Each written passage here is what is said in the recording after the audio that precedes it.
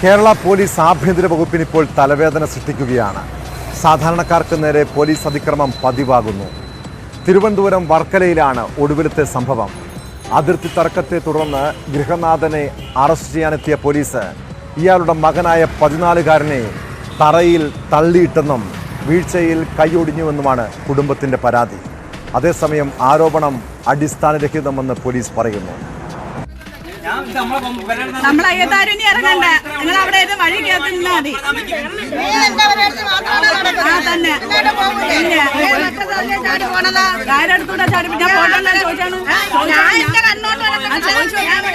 വർക്കല ഹരിഹരപുരം സ്വദേശി രാജേഷ് ശാലിനി ദമ്പതികളുടെ മകനായ 14-കാരന്റെ കൈക്കാണ് പൊട്ടലുണ്ടായത്.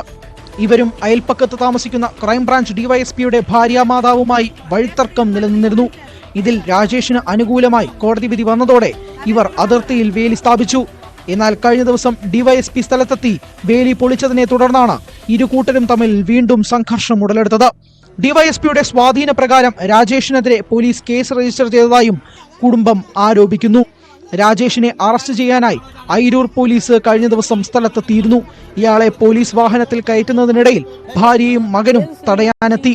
തുടർന്ന് 14-കാരന്റെ കയ്യിൽ പിടിച്ചുവലിച്ച് തറയിൽ തള്ളിയിട്ടു എന്നാണ് കുടുംബം പരാതിപ്പെടുന്നത്. എന്റെ കൊച്ചിനെ പിടിച്ചു തള്ളുകയും എന്നെ പിടിച്ചു തള്ളുകയും ഒക്കെ ചെയ്തു. പിന്നെ എന്റെ പേരിലും എന്റെ ഹസ്ബൻഡിന്റെ പേരിലും കള്ള കേസൊക്കെ എഴുതി വെച്ചു. പിന്നെ നിരന്തരമായിട്ട് നമ്മൾ അവിടെ താമസിക്കുന്നതിനുകൊണ്ട് അവരെപ്പോഴും നമ്മൾ പിന്നെ അവര് ചീത്ത വിളിക്കുകയും വഴക്കുറയും ചെയ്യും. കൊച്ചുങ്ങൾ അങ്ങോട്ട് വെളിയിൽ ഇറങ്ങിയാൽ പോലും അവര് വഴക്കുറയും എല്ലാം ചെയ്യും. കുട്ടിയുടെ കുടുംബം ഉന്നത പോലീസ് ഉദ്യോഗസ്ഥർക്കും മുഖ്യമന്ത്രിക്കും ചൈൽഡ് ലൈനിനും പരാതി നൽകാൻ ഒരുങ്ങുകയാണ്.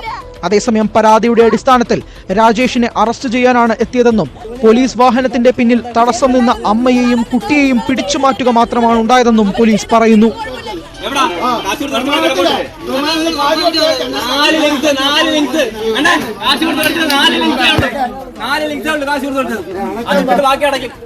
ന്യൂസ് 18 ആറ്റിങ്ങൽ.